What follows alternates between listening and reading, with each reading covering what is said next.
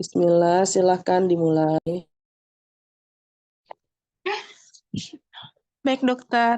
Bismillah, Assalamualaikum warahmatullahi wabarakatuh. Bismillah, salatu wassalamu ala rasulillah, amma ba'du. Kaifa halukunna umahat? Alhamdulillah. Alhamdulillah. Perkenalkan, sebelumnya saya Eka Umu Abdillah bertugas sebagai moderator pada kesempatan kali ini.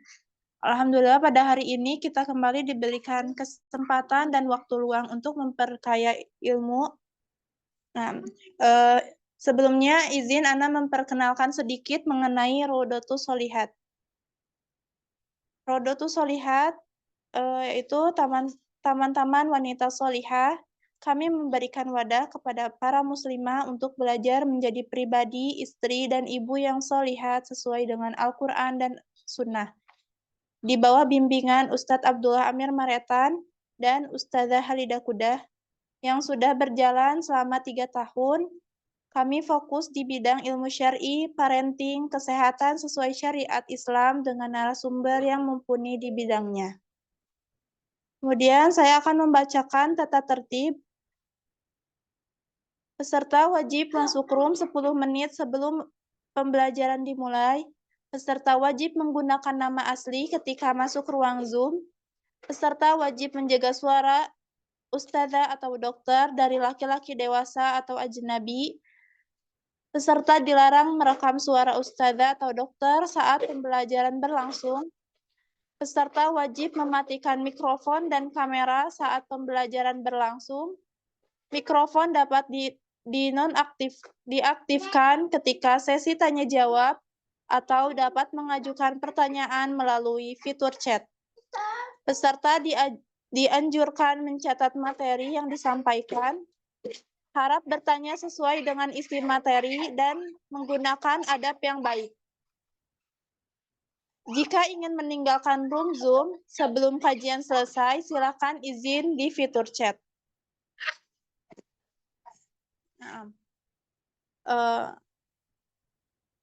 Insya Allah kami juga akan mengadakan giveaway hadiah, akan mendapatkan hadiah dengan cara merangkum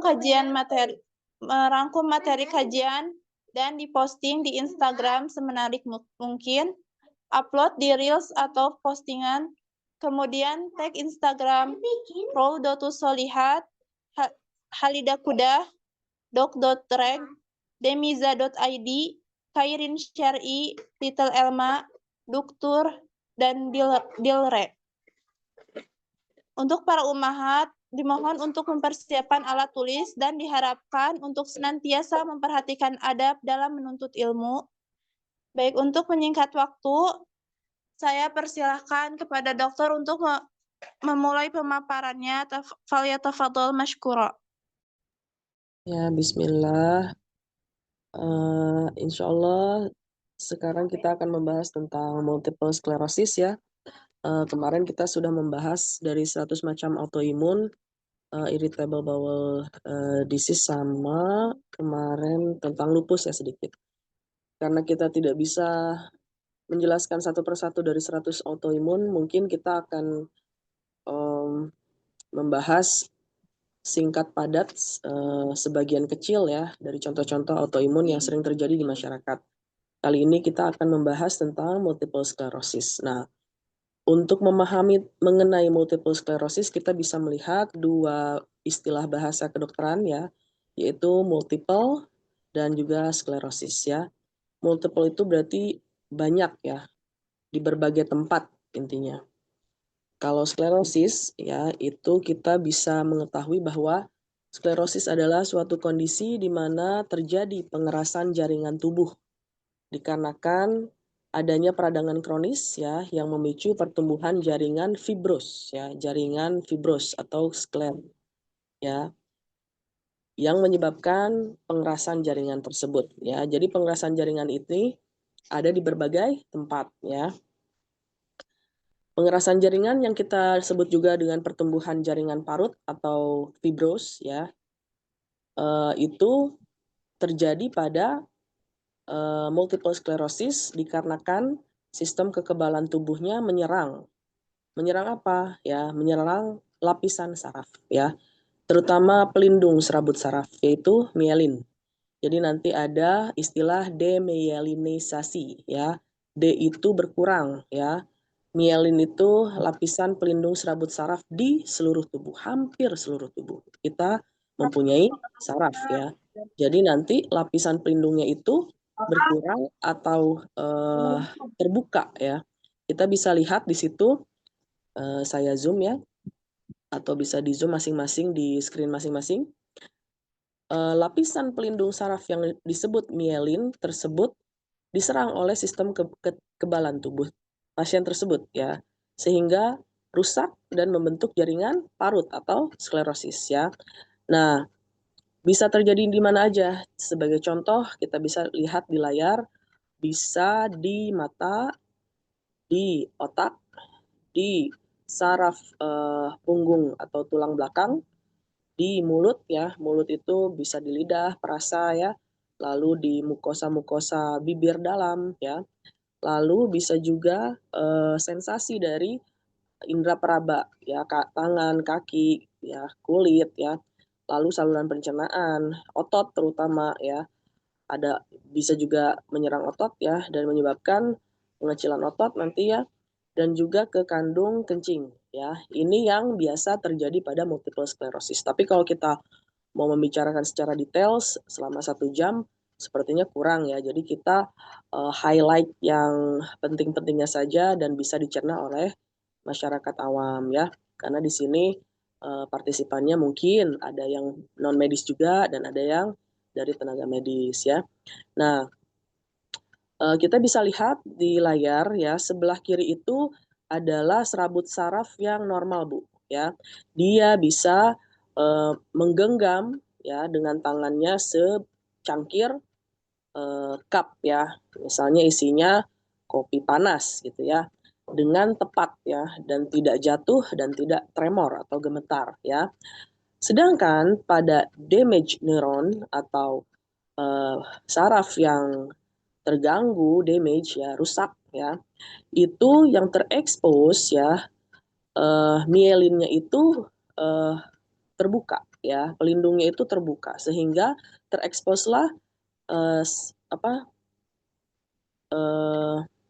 lapisan serabut sarafnya terbuka ya, sehingga serabut sarafnya terlihat ya, terekspos fibernya ya, dikarenakan damage myelin atau kerusakan pelindung dari serabut saraf atau yang disebut dengan demyelinisasi ya. Sehingga apa? Fungsi dari menyampaikan sinyal-sinyal dari saraf ke dendrit terganggu ya. Lalu yang kita lihat di orang tersebut tidak bisa menggenggam secangkir kopi panas dengan baik, malah jatuh, tumpah, atau yang paling ringan adalah bergemetar ya, tremor gitu ya. Ya, slide. Kita bisa lihat di sini ya. Sebentar saya pakai ya.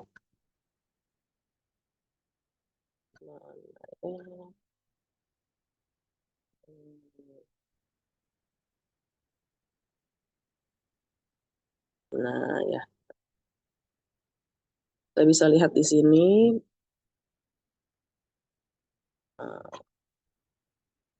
Ini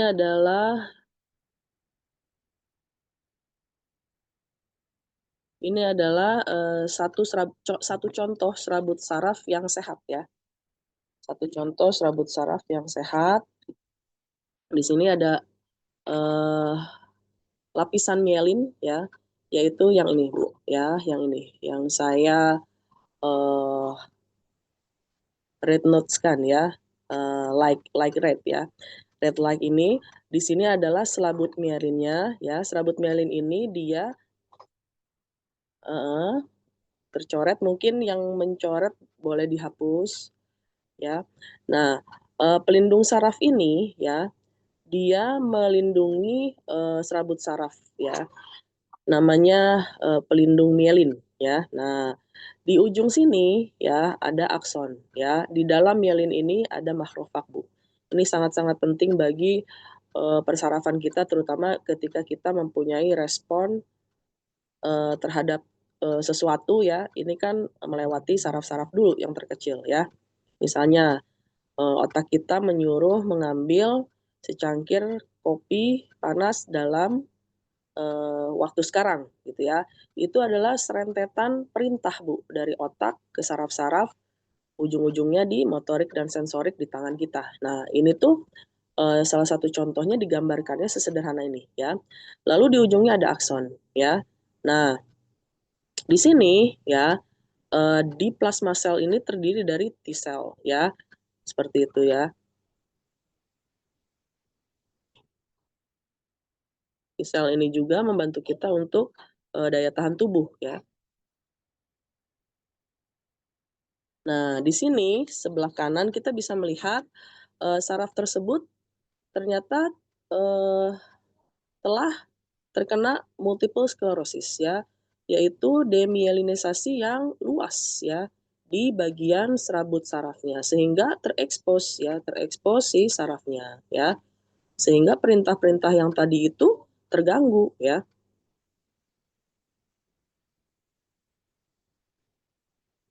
Seperti itu. Slide. Nah, begini ya. Di sini kita lihat ya, pada saraf normal ya, penghantaran pesan melalui sel saraf. Di sini ada bagian-bagian yang seperti kepala, namanya badan sel, yang melapisi saraf, namanya mielin, ya, melindungi ya. Lalu yang di ujung adalah akson, ya. Pada multiple sclerosis terjadi gangguan penghantaran tersebut, ya. Jadi gangguan penghantaran pesan melalui sel sarafnya terganggu karena demyelinisasi atau pelindung mielinnya rusak ya.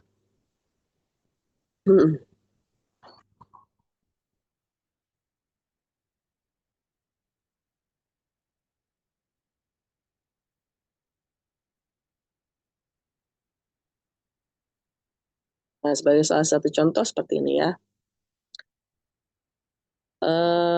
Laki-laki tersebut ya, secara normal dia memerintahkan tangannya untuk mengambil secangkir kopi panas dengan otot-otot tangan kanan ya, tangan kanan. Lalu dalam multiple sclerosis ternyata pesan tersebut rusak ya, sehingga yang terjadi adalah tremor atau secangkir kopinya tumpah ya, seperti itu. Kenapa? Karena pesan ke otot di lengan atau tangan sebelah kanan itu tidak sampai ya, seperti itu ya Bu. Nah, di sini kita bisa lihat gambar bahwa kalau dia mengenai saraf pusat ya, gejala-gejala yang sangat-sangat minimal adalah dia tidak bisa mengenali sesuatu ya, lalu ada kelelahan ya, bisa juga nanti timbulnya ke depresi, lalu di situ ada juga mood-nya tidak stabil gitu ya. Kalau ke mata dia mengganggunya multiple sclerosis-nya jadi nistagmus, jadi seperti hilang keseimbangan. Lalu ada peradangan di mata ya, lalu ada penglihatan double diplopia ya. Kalau ke bicara sepertinya ada kegagu ya, ada gangguan bicara ya. Di tenggorokannya disfagia atau nggak bisa menelan ya. Lalu di muskuloskeletalnya, misalnya muskuloskeletal itu apa sih Dok? Di otot-otot ya. Misalnya di otot dada, ternyata otot dadanya tidak bisa membantu dalam bernafas ya, sehingga lemah, terus kaku, spasme gitu ya, ataksia. Lalu sensasi-sensasi, ada rasa nyeri, ada rasa kebas ya, atau hiperestesi, ada juga parestesi ya. Lalu di pencernaan ada juga IBD-nya sedikit ya. Lalu ada diare, konstipasi, dan di kencingnya bisa kencing terus-menerus atau jarang gitu ya. Atau larinya nanti ke gagal ginjal. Jadi seprogresif itu ya Bu kerusakannya.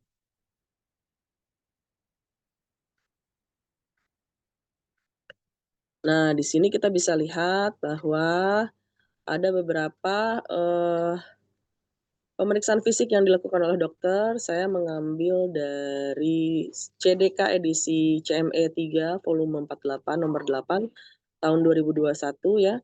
Di sini ada pemeriksaan bagaimana penglihatannya, apakah ada penglihatan ganda, diplopia gitu ya. Lalu ada pemeriksaan tertentu dan biasanya di sini kalau dicek gitu ya, melihat ke tengah hidung gitu ya, dia sangat-sangat ke tengah, sangat-sangat ke dalam gitu ya penglihatannya. Dan juga biasanya ada gerakan seperti berulang yang rentet gitu ya Bu, namanya nystagmus. Mungkin nanti bisa di-search ya. Ini harus dicontohin dengan video ya, saya tidak mempersiapkan karena qadarullah tadi ada uzur ya, sehingga saya kurang mempersiapkan video ya. Nah, di situ ada nystagmus ya, tapi nystagmus ini bukan satu hal yang khas untuk multiple sclerosis ya, ini hanya salah satu contoh kalau dia diperiksa dari fungsi mata ya. Lalu dia biasanya ada gangguan keseimbangan. Jadi kalau jalan tuh terseok-seok ke kanan, ke kiri, ke kanan, ke kiri gitu ya. Terus disuruh misalnya menunjuk hidung tidak tepat ya, malah nunjuknya ke pipi sebelah kanan atau ke pipi sebelah kiri. Lalu bisa juga menggenggam itu dengan tremor ya. Dan refleks patelanya ketika dicek oleh dokter ya repetitif. Jadi kita pukul sekali tapi menendangnya berulang-ulang, padahal dipukulnya hanya sekali gitu ya.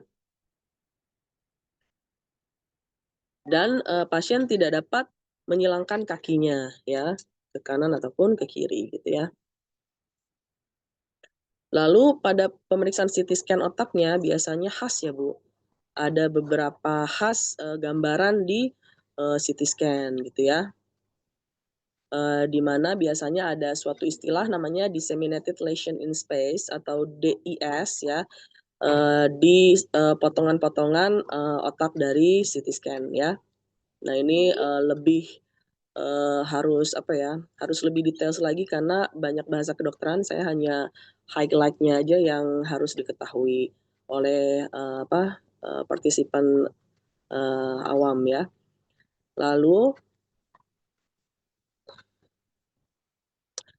di otak tersebut biasanya ada lesi ya, lesinya potongannya khas, nanti kita lihat gambarnya ya.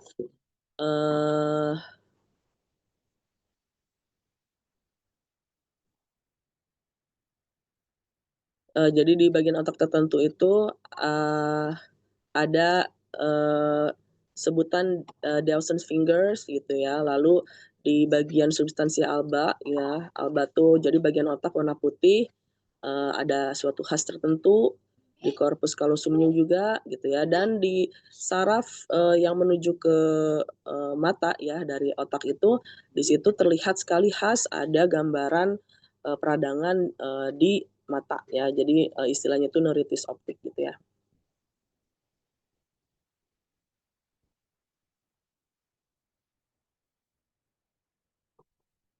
Lesi-lesi itu apa sih Dok, yang khas pada multiple sclerosis gitu ya.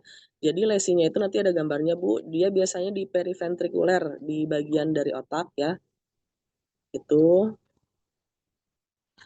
kita bisa menyebutnya sebagai lesi khas untuk multiple sclerosis ya.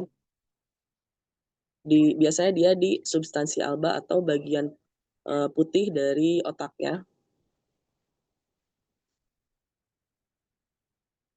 Oke, slide. Nah ini ya. Di sini ada namanya neurogenic bladder, Bu, ya.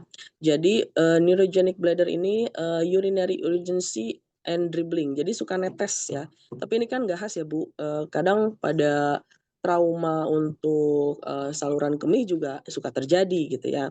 Terus ada beberapa pemeriksaan fisik untuk saraf seperti Babinski sign gitu ya, itu positif ya. Lalu ankle-nya klonus, klonus tuh jadi ada apa, kekakuan klon ya. Lalu ada sense atau rasa dalam posisi yang seperti itu dia loss ya. Jadi dia nggak bisa, ibu jarinya tuh nggak bisa ke luar gitu ya. Loss of sensation ya.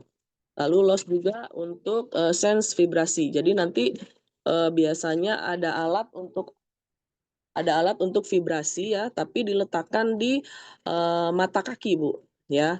Nah, itu biasanya, harusnya kan berdenging dan terasa di, tulang kaki, tapi ini loss ya, jadi tidak terasa. Dan terkadang ada namanya, remit sign ya. Jadi, sensasi, mendadak, dadakan gitu ya, seperti ada listrik ya di, punggung belakang mulai dari leher belakang ke bawah gitu ya. Electric shock down spine along arms when patients flexes neck. Jadi ketika, si pasiennya itu menunduk ya, ada sensasi seperti listrik dari mulai leher ke belakang, ke spine ya, tulang belakang. Terus bisa juga terlihat seperti stroke ya. Jadi ada paraplegi, kakinya,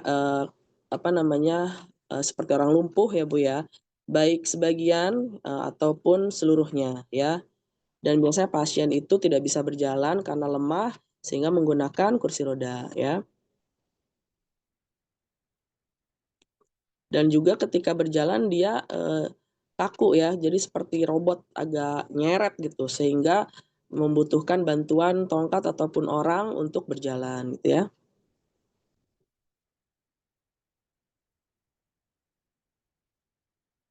Oke.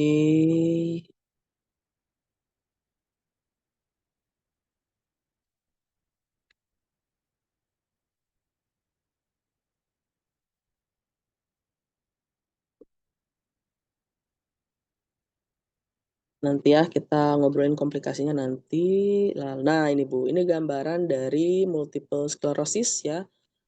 Di situ kalau yang putih-putih di tengah seperti kupu-kupu itu namanya substansia alba ya.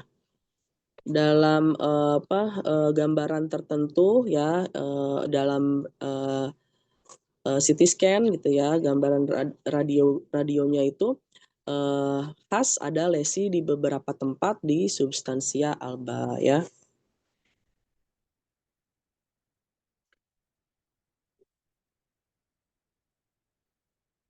Terus Dok, obat-obatnya tuh biasanya apa ya Dok gitu ya? Obat-obatnya itu biasanya karena dia autoimun Bu, nggak jauh-jauh dari anti peradangan ya. Contoh paling sederhana itu dexamethasone, methylprednisolone, prednison gitu ya. Lalu karena kekakuan otot atau ototnya juga bisa ngecil, harus rileks ototnya kita kasih muscle relaxan ya. Lalu ada juga penghambat neuromuskular kalau misalnya kaku di ekstremitas atas tuh, alat gerak bagian atas gitu atau misalnya, kencing-kencing gitu ya atau tidak bisa kencing itu kita pakai, penghambat neuromuskular. Lalu suka ada kejang juga atau spasme otot biar muscle relaksan lagi kita kasih benzodiazepin juga ya. Ya pokoknya anti kejang kita kasih gitu ya Bu, biar muscle relaksan juga. Jadi biar ototnya rileks nggak kaku ya. Nah, nanti ada terapi terkini ya Bu, untuk autoimun ini bahkan ada yang terbaru gitu ya, nanti kita bahas. Nah, terus multiple sclerosis itu dibagi menjadi 5 ya. Mungkin yang layarnya tercoret boleh dihapus, mohon bantuannya admin. Nah, di sini multiple sclerosis dibagi menjadi 5 ya. Yang pertama, relapsing remitting multiple sclerosis ya. Pada jenis ini ada fase relapse dan remisi berkembang menjadi SPMS. Apa itu SPMS? Secondary Progressive Multiple Sclerosis. Pada hampir 70% penderita multiple sclerosis mengalami kekambuhan dan perbaikan yang hilang timbul, diikuti dengan bentuk perkembangan gejala yang mengarah pada perburukan ya. 70%-nya jadi buruk Bu ya secara neurologis ya. Lalu sangat progresif disertai kekambuhan yang terus-menerus sehingga sekitar 50% penderita relapse remitting multiple sclerosis mengalami jenis ini dalam 10 tahun. Nah, biasanya dari RRMS nomor 1 itu menjadi nomor 4 dalam 10 tahun ke depan ya. Lalu apa tuh dok? Yang kedua, primary progressive multiple sclerosis, yaitu perjalanan penyakit bersifat progresif tanpa diselingi fase remisi sama sekali ya. Kalau yang ketiga, relapse progressive multiple sclerosis, mirip seperti nomor 1, tetapi pada fase eksacerbasi akut, pada kedua fase tersebut terjadi perburukan neurologis. Intinya sih kalau secara awam ada perburukan neurologis gitu Bu. Kalau pengen tahu tahapan-tahapannya mungkin dokter spesialis sarafnya yang lebih details ya. Saya hanya menjabarkan secara bahasa awam gitu ya. Lalu yang kelima ada CIS, clinically isolated syndrome ya. Jadi menggambarkan onset klinis pertama sklerosis multiple potensial di mana diterapkan pada orang dewasa muda dengan episode akut atau subakut sehingga puncaknya cukup cepat 2 sampai 3 minggu gitu ya. Seperti itu. Nah,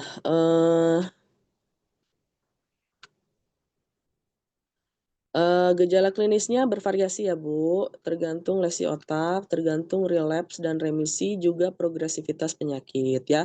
Yang pertama ada gangguan penglihatan, meliputi apa? Penurunan tajam penglihatan ya, disertai nyeri pada pergerakan mata, penglihatan ganda, diplopia yang tadi saya ceritakan, terus ada peradangan di mata ya, di sarafnya, ada gerakan mata yang tidak terkontrol, nistagmus tadi yang saya jabarkan, dan juga bisa jadi ada kebutaan ya, tapi jarang katanya. Yang kedua, ada gangguan keseimbangan dan koordinasi yang tadi saya ceritakan di depan, meliputi hilangnya keseimbangan tubuh, tremor, tidak stabil berjalan atau ataksia namanya, vertigo, sakit kepala, kaku anggota gerak atau spasme, gangguan koordinasi atau butuh bantuan tadi, kelemahan anggota gerak atau paraparesis dan tetaparesis ya. Lalu ada gangguan tonus otot, jadi kaku ototnya ya dan mengganggu proses berjalan. Gangguan sensoris seperti kebas, baal, seperti ditusuk jarum, kesemutan. Kebas itu bahasa kedokterannya parestesi, perasaan seperti terbakar, nyeri di wajah yang disebut dengan neuralgia trigeminal. Lalu ada juga gangguan kemampuan bicara, yaitu menggumbang, gitu ya. Lalu perubahan ritme bicara, biasanya kan saya ngomongnya gini, tapi jadi melemah atau jadi cepat atau jadi kacau ya. Lalu sulit menelan, disfagia ya. Sehingga apa? Bisa apa tuh? Keselak ya. Terus masuk ke paru-paru, makanannya bahaya juga ya. Bisa mengancam nyawa. Lalu keletihan berlebihan yang tadi ya, fatigue ya. Lalu gangguan berkemih dan defekasi yang tadi saya jabarkan, seperti sering buang air kecil atau tidak bisa sama sekali, atau BAB-nya juga konstipasi dan kadang diare ya, atau bisa juga gagal ginjal ya. Lalu ada gangguan seksual meliputi impotensi yaitu dan juga kehilangan gairah seksual ya. Lalu gangguan sensitivitas terhadap panas atau dingin, sensoris ya. Lalu gangguan kognitif emosi meliputi hilang memori jangka pendek, hilang kemampuan berkonsentrasi, mengenal kognitif ya, penilaian ya, penalaran kognitif ya.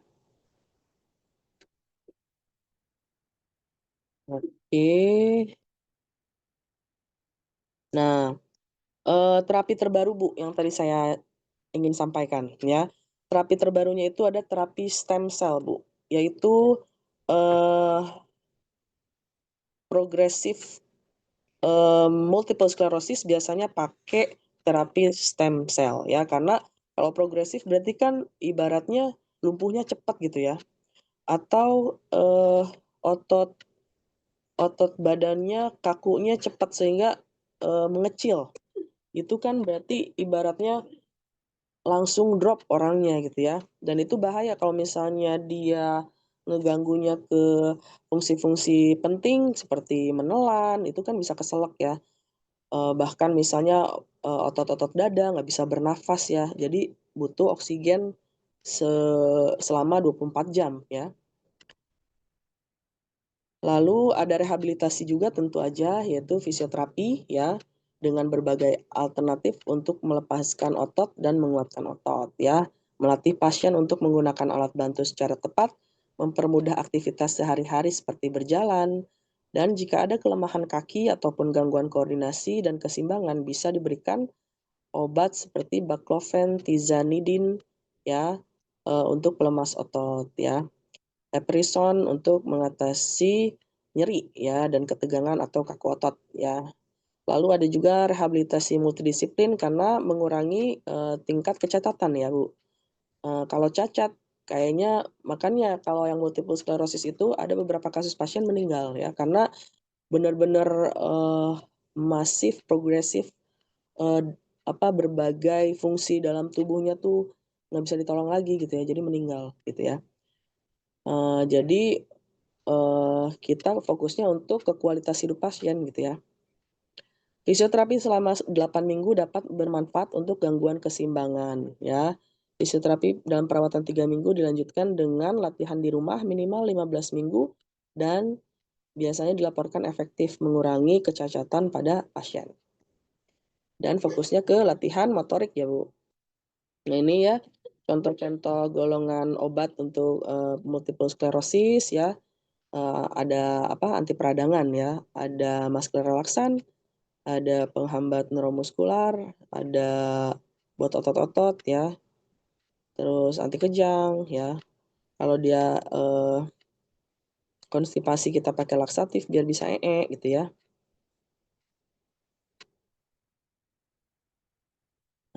Prognosisnya gimana, Dok, ya? Kira-kira nih penyakitnya gimana ya, Dok, gitu ya. Prognosisnya ya sangat bervariasi ya, tergantung, pada, seberapa parahnya organ-organ yang terkena fungsi motorik dan sensoriknya gitu ya. Namun komplikasi sekunder memiliki potensi fatal ya, seperti ada karena misalnya dia, otot dadanya nggak bisa digerakin, terus fungsi-fungsi bernafasnya juga terganggu karena, spinal cord-nya kena atau saraf, tulang belakangnya kena, akhirnya fungsi-fungsi untuk bernafas juga kan keganggu sehingga ada pneumonia gitu ya.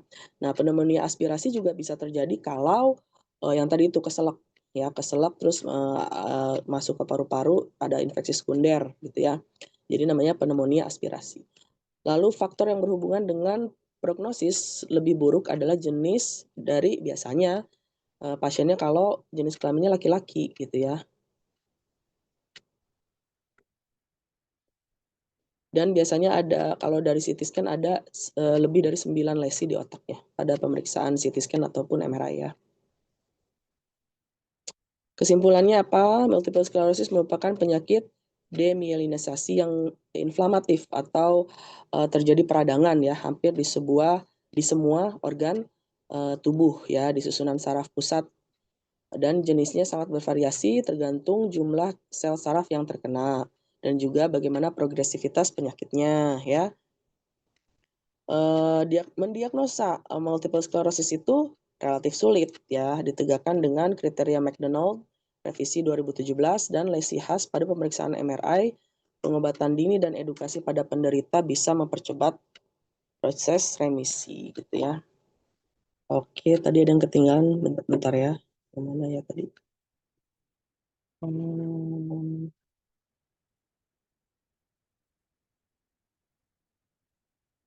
hmm, hmm. Nah, ini ya.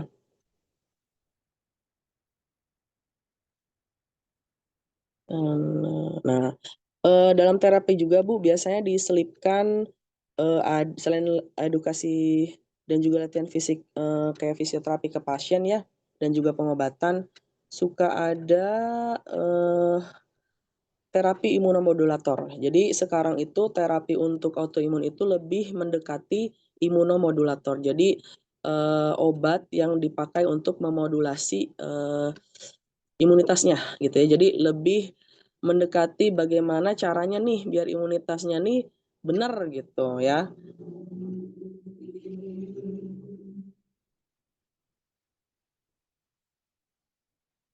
Jadi namanya, DMT Bu, Disease Modifying Therapy, yaitu menggunakan obat golongan imunomodulator dan imunosupresan.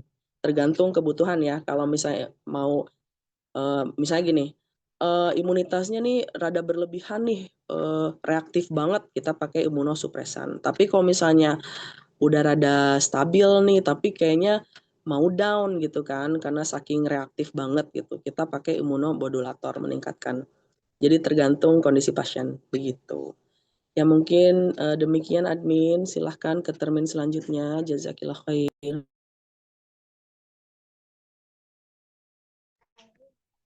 Insyaallah jazakallah khairan dokter atas pemaparannya. Selanjutnya kita masuk ke sesi tanya jawab. Tafadhol Umahat yang ingin bertanya lewat chat, lewat kolom chat atau raise hand.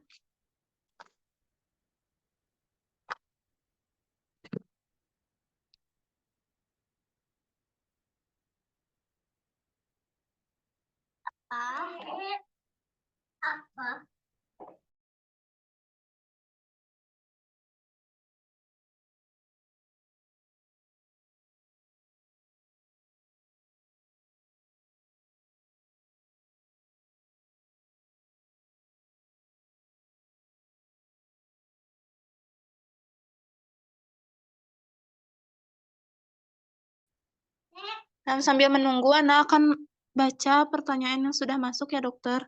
Ya, silakan. Dari Teh Hanifatus Salamah,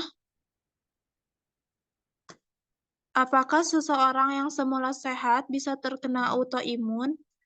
Apa tindakan preventif untuk seluruh jenis penyakit autoimun? Ya, bismillah, izin menjawab ya. Sebenarnya mencegah autoimun itu bisa dibilang sulit juga gitu ya. Tapi kita bisa menerapkan hal-hal yang bisa mengurangi resiko ke arah autoimun gitu ya. Contohnya makan gizi seimbang udah pasti ya. Jadi yang processing food terus processing foodnya itu berlapis-lapis gitu ya. Contohnya apa? Kayak yang diawetkan, contoh nugget yang frozen ya. Terus sarden, cornet ya. Atau patty yang di frozenin, pokoknya semua yang di frozenin termasuk yang di suki-sukiin itu ya, tom yum itu. Uh, jadi dia nggak bikin tapi bisa di frozenin, bisa dipanaskan berulang, terus nggak basi-basi, nah itu bahaya ya. Lalu perbanyak, kemarin sudah pernah dibahas ya, perbanyak antioksidan ya. Terus jangan lupa makan prebiotik, probiotik, anti radikal bebas gitu ya. Lalu rutin olahraga udah pasti ya. Kalau bisa sehari sekali itu, tiap hari itu 30 menit sampai 1 jam, Bu. Boleh beli treadmill sendiri di rumah ya. Boleh kalau misalnya rumahnya ada halaman luas, muter gitu ya, jalan di halaman gitu ya selama 1 jam tiap hari gitu ya. Lalu kurangi stres ya. Istirahat yang cukup, tidur yang cukup. Dewasa itu tidurnya itu 6 sampai 8 jam ya per hari. Lalu hormon melatonin itu mulai ada tuh malam ba'da isya. Jadi gunakan melatonin itu untuk anti stres ya. Jadi tidurlah. Makanya Rasulullah SAW itu mencontohkan setelah isya tidak boleh bergadang ya. Tidak boleh menggibah atau ngobrolin hal-hal yang nggak penting ya. Harus istirahat, tidur ya. Lalu menjaga kebersihan diri udah pasti ya, karena kita menghindari juga makanan-makanan yang terkontaminasi ya atau bahan-bahan kimia gitu ya. Menghindari asap rokok ya. Terus kesehatan mental itu penting ya. Nah, makanan kaya antioksidan itu apa aja, Dok? Ya, buah-buahan ya, nggak buah-buahan aja, sayuran hijau, kacang-kacangan, lenting-lentingan ya. Terus ikan ya. Lalu vitamin D, ya lupa saya. Vitamin D, omega 3. Terus jangan makan yang ada gluten kalau sensitif. Karena kalau pada orang yang sensitif dengan gluten itu nanti akan ada flare, inflamasi peradangan ya. Karena kan autoimun itu selalu diciri khaskan dimulai dengan peradangan tapi kronis lama gitu ya. Dan selalu flare, selalu flame, selalu meradang gitu ya. Jadi kurangin tuh konsumsi gluten-glutenan ya. Seperti apa? Tepung terigu, tepung gandum, ya, oatmeal. Waduh, dok, hampir semua tepung ya. Iya emang. Tapi itu pada yang sensitif ya. Akan ada yang gluten sensitif ya. Lalu eh, jaga berat badan ideal ya, terutama pada wanita ya, terutama yang sudah melahirkan ya, menyusui itu baliknya itu kebanyakan pada susah ya. Bedalah sama yang gampang balik lagi tuh jarang ya. Ada tapi jarang ya. Tapi biasanya kalau misalnya dia udah biasa dari gadisnya sehari sekali itu 30 sampai 1 jam olahraga, ya baliknya cepet ya. Gitu. Ada lagi Ustazah admin? Insyaallah jazakillah khairan, Dok. Ana izin bertanya juga, Dokter, boleh? Boleh, ya Ibu. Kalau misalnya orang yang di pasar itu kan, Dok, tidurnya itu terbalik ya, Dok. Tidurnya siang, Oh iya, ya, dia ya siang begadang. jadi Nah, malam, malam jadi siang. iya. Iya benar Bu. Dia Iya. melatoninnya itu gimana ya, Dok? Nah itu dia. Kayaknya dia butuh suplemen melatonin juga. Karena sekarang udah canggih ya. Ibaratnya Anda mau putih tapi sehat, ada apa namanya kandungan kolagen, astaxanthin itu juga buat imunitas bagus ya. Terus yang kurang tidurnya dan juga butuh suplemen melatonin, udah ada kapsulnya melatonin, itu bisa dipakai Bu. Jadi melatoninnya dipakai ketika dia istirahat di pagi hari karena dia kekurangan di malam hari gitu. Boleh Bu. Jadi boleh ya, Dokter? Nggak usah ada resep dokter Nggak kayak usah gitu, balik nggak usah lagi. ya, Dok? Sebenarnya kalau benernya masih secara harfiah dan apa namanya eh, kembali ke asal gitu ya, balik lagi Bu. Jadi memang sebisa mungkin tuh malam itu dijadikan tidur gitu. Karena memang banyak sekali penelitian-penelitian yang membahas dahsyatnya malam ya. Maksudnya bukan dalam hal apa gitu ya, tapi dalam hal kesehatan dan hormon-hormon di dalamnya gitu. Jadi pada kondisi para pekerja yang memang shiftnya malam kayak perawat, dokter yang jaga di rumah sakit, itu memang udah kacau. Udah kacau ya jadwal kita gitu. Sehingga sebenarnya pendekatan eh, apa ya, kayak regulasi hormonnya gitu ya, kebijakan dari rumah sakit mungkin dengan menambah shift dan tiap beberapa round itu bisa libur, dilebihkan liburnya gitu ya, bukan hanya seminggu 2 kali gitu. Itu harusnya diadaptasikan. Nah demikian juga dengan yang jualan di pasar gitu ya, mungkin bisa di shift. Misalnya di shift dengan misalnya pegawainya ada 10 gitu, atau misalnya dia suami istri, dia ngambil lagi koleganya gitu kan. Jadi dia punya jam dalam seminggu itu yang benernya lah gitu. Jangan tiap hari dibantai gitu ya Bu. Seperti itu ya. Ya baiknya memang balik balik lagi ke awal ya, ke asal gitu Bu. Itu yang paling ideal. Nah, jazakillah khairan, Dokter. Ana lanjut Ya. baca yang masuk. Apa bahaya konsumsi D3 5.000 UI gitu rutin Mm-mm. setiap hari tahun-tahun, Per tahun. Jadi gini, bertahun-tahun? oh bertahun-tahun, iya. D3 itu kan sebenarnya hanya eh, suatu zat yang membantu penyerapan kalsium sebenarnya, ya. Jadi dia tuh nggak utama banget, tapi dia punya fungsi juga meningkatkan daya tahan tubuh, gitu, ya. Jadi sekarang ada kasus misalnya orang itu minum D3 tapi dia nggak minum susu, percuma. dia minum D3 tapi dia nggak makan ikan, kalsiumnya dari mana gitu ya. Nah, jadi sering salah kaprah boomingnya D3 di TikTok ya, di Shopee, di Tokopedia dan lain sebagainya itu tidak dilandasi dengan ilmu. Jadi dia minum terus D3 dengan harapan imunitasnya meningkat tapi kalsiumnya nggak ada gitu. Dia nggak makan yang mengandung kalsium gitu ya. Nah, D3 ini eh, jika dikonsumsi lama ya, bentar ya.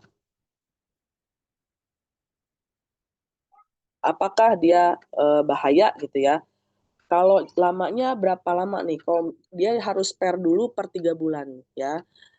Misalnya gini, dia 5.000 sampai 10.000 per hari ya. Itu tuh dia boleh mengkonsumsi itu range jangka pendeknya itu 3 bulan. Habis itu dia libur dulu ya selama 2 atau 3 bulan atau sebulan juga boleh. Karena kalau lebih dari 10.000 sampai 15.000 per hari ya selama beberapa lama itu bisa keracunan vitamin D gitu ya. Yang sebenarnya kan vitamin D ini untuk membantu penyerapan kalsium gitu ya. Kalau kalsiumnya berlebihan gara-gara vitamin D-nya kebanyakan gitu ya di dalam darah, bisa apa? Gangguan ginjal ya. Bisa juga ada batu kalsium di ginjalnya gitu ya. Terus gejala rendahnya itu ada mual, muntah, konstipasi ya, fatigue atau kelelahan gitu ya. Dan juga mood swing gitu ya. Sebenarnya nggak khas ya, cuman penelitian bilang seperti itu gitu. Jadi hati-hati dengan penggunaan D3, jangan kemakan iklan, harus tahu fungsi utamanya apa selain meningkatkan imunitas. Jadi fungsi utamanya itu sebenarnya nemenin kalsium biar penyerapan ke tubuhnya itu terserap penuh gitu. Dari apa? Dari kalsium yang dimakan gitu. Jadi kalsium yang dimakan dari apa aja? Dari ikan ya, sayuran-sayuran hijau, terus susu ya, daging gitu. Seperti itu. Kedelai ya, kacang. Itu Ibu. Silahkan ke termin selanjutnya, pertanyaan selanjutnya. Dokter, pertanyaan selanjutnya masih tentang obat ya, dokter. Ya. Kalau konsumsi suplemen antioksidan Mm-mm. astaxanthin yang alergi itu Ya. boleh nggak, dok? Boleh. Yang alergi, Bu. Gimana? Konsumsi suplemen antioksidan Astaxanthin. Ya. yang Astaxanthin. alergi bagi Maaf, Ibu. orang yang alergi mana, dok? Apakah boleh? Bagi orang yang apa? Alergi. Nah, alerginya tergantung alergi apa dulu ya. Karena alergi itu banyak. Kalau dia alergi astaxanthin ya jangan. Itu memperburuk ya. Tapi kalau nggak alergi ya nggak apa-apa. Terusin aja. Itu. Tadi saya mau nambahin ya, vitamin D3 itu nggak boleh dalam satu hari lebih dari 50.000 intraunit. Ada jurnal yang bilang 15 sampai 20, ada yang bilang 50. Jadi saya ngambilnya yang 50 aja ya. Tapi kalau pengen aman, ambil yang 20. Jadi 20 aja itu udah bahaya ya, apalagi 50 gitu ya. Jadi sehari itu tidak boleh lebih dari 20 sampai 50.000 intraunit. Satu tabletnya itu tersedia yang 5.000 sama 10.000 ya. Begitu dalam satu hari. Ya, dilanjut. Selanjutnya kita ke pertanyaan Raisen. Tafadhol Teh Putri, dibuka mic-nya. Ya, Assalamualaikum warahmatullahi wabarakatuh, dok. Waalaikumsalam warahmatullahi.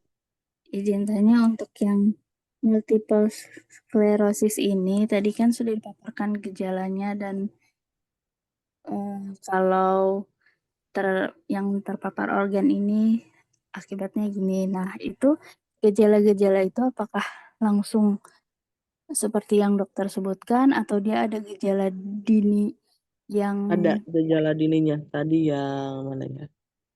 Oh ya, sebentar ya. Ada konsul dulu, bentar. Saya nerima konsul dulu, saya jawabnya bentar. ya, baik.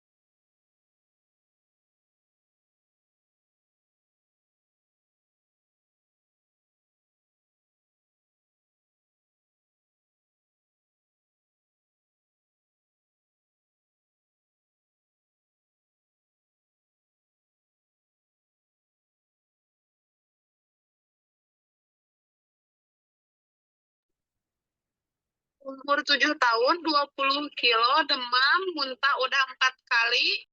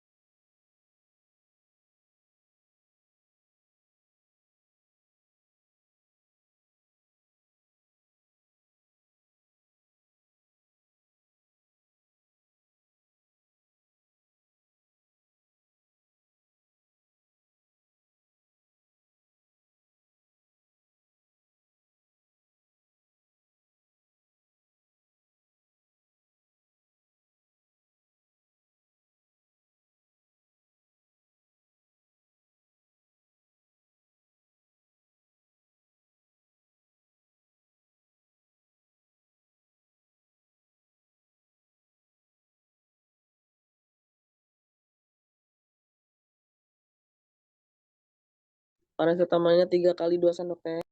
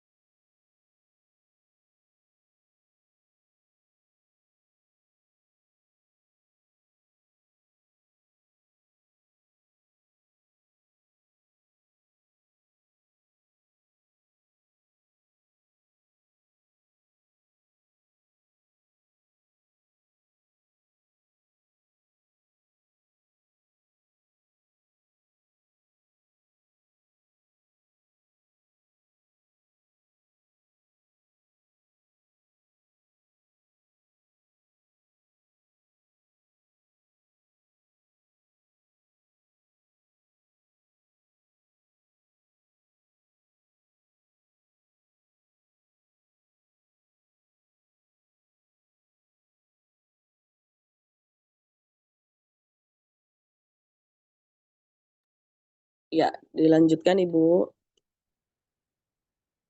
Tadi sampai mana ya? Gejala dini, Dok. Oh iya, gejala dini kita lihat slide ya tadi.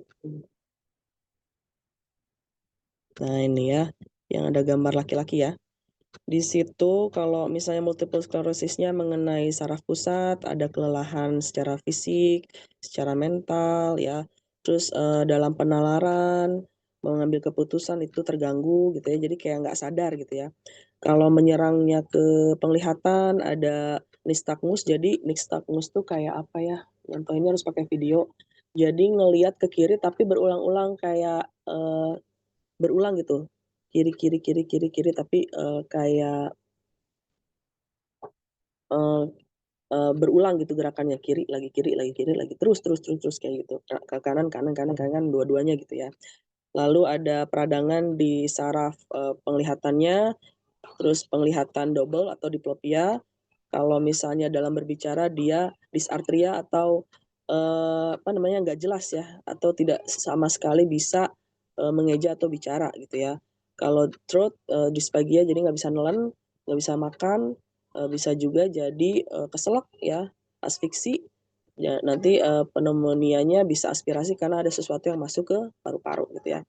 Lalu ke otot, terjadi kekakuan otot, kelemahan otot gitu ya. Ataksia juga ada, sensasi, ada rasa nyeri, kebas, kesemutan, atau bahkan seperti lumpuh ya. Lalu, di pencernaan bisa konstipasi, bisa diare ya. Dan kalau kekencing bisa, kencingnya banyak, sering, dan juga nggak kencing atau bisa juga gagal ginjal. Ya, dilanjut. Maaf, Dok. Lanjut lagi pertanyaannya. Itu gejala dininya. Nah, misalnya nih, kasus kayak misalnya saya ada kehilangan keseimbangan. Tadi kan dokter ada Iya. penyebutan kehilangan keseimbangan. Sementara sih untuk dari dokter sarafnya ininya vertigo gitu ya. Oh iya, Masih iya masih benar. dalam masih dalam apa pemeriksaan juga masih dalam proses pengobatan. Terus di telapak kaki juga ada kayak kebas-kebas gitu. Nah itu Ya, mungkin nggak ada, maksudnya belum ada tentu, Bu. gejala Belum tentu dini. multiple sclerosis. Jadi gini, kalau multiple sclerosis itu lebih ke spine ya. Jadi lebih ke persarafan tulang belakang gitu ya. Bahkan susah untuk mendeteksi kalau dia dikatakan multiple sclerosis kecuali kasusnya tuh progresif ya. Makanya tadi ada 5 kriteria multiple sclerosis dan itu menegakkannya juga multidisiplin, Bu. Bukan hanya spesialis saraf, bedah saraf juga masuk, spesialis imunologi dari subspesialis penyakit dalam juga masuk. Terus apalagi tadi ya? Radiologi juga masuk di situ gitu ya. Jadi sulit ya, relatif sulit. Jadi tadi ada pernyataan relatif sulit ya. Gitu. Jadi untuk menyatakan itu multiple sclerosis itu sulit sampai dikatakan diagnosa bandingnya pun banyak gitu ya. Diagnosa bandingnya Ibu bisa lihat di sini saya pakai red pen-nya mana?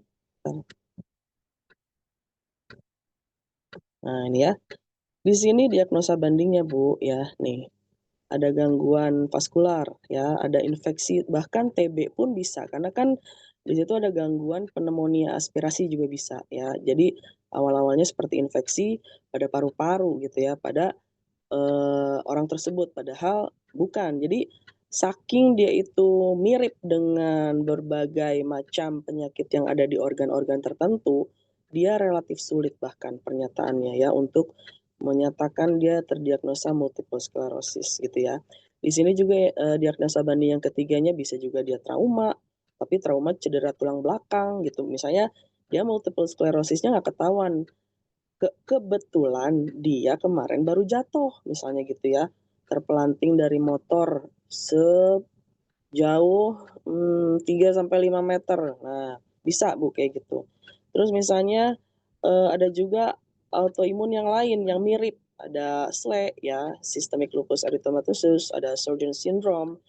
Terus kalau ke metabolisme bisa juga terjadi pada defisiensi B12. Jadi terlalu banyak diagnosa banding yang menyamai dengan multiple sclerosis gitu ya. Tapi di situ ada pendekatan secara MRI dan CT scan di mana substansia alba atau bagian dari otak yang putih itu ada lesi yang khas, Bu. Seperti itu tadi sudah digambarkan gitu Ibu. Jadi butuh takes time dengan berbagai multidisiplin untuk menyatakan dan menegakkan dia multiple sclerosis begitu Ibu, dan juga pemeriksaan atau marker untuk autoimun itu ditegakkan juga ya gitu, seperti itu Ibu. Baik, terima kasih dokter. Sama-sama.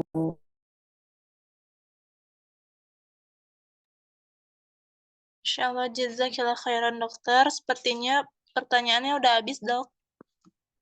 Ya, alhamdulillah jazakillah khair untuk Ibu admin dan juga partisipan. Alhamdulillah kajian hari ini telah usai. Jazakillah khairan kepada dokter atas waktu dan ilmu yang telah dibagikan. Dan jazakumullah khairan kepada tim Raudatus Sholihat yang sudah mempersiapkan kajian untuk hari ini. Jangan lupa kita juga ada giveaway yang tadi ya, merangkum kajian hari ini dan dengan memposting di Instagram atau Reels dan men-tag Instagram Raudatus Sholihat, Halidakuda, dok.reg, demiza.id, Kairin Syar'i, Little Elma, Duktur, dan Dirle.